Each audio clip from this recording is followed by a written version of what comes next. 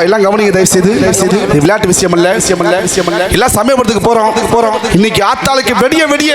பூச்சொல்லி விழா நானும் திருச்சிக்காரன் எல்லாம் பூ கொண்டு போயிட்டு இருக்காங்க ஆத்தா சமயபுரத்து வாசலுக்கு தேரடி பஜார் அந்த சமயபுரத்து வீதியில ஆத்தாளுக்கு ஆயிரம் மின்னொலி சப்பரங்கள் ஜோதிச்சு பூ கொண்டு போயிட்டு இருக்காங்க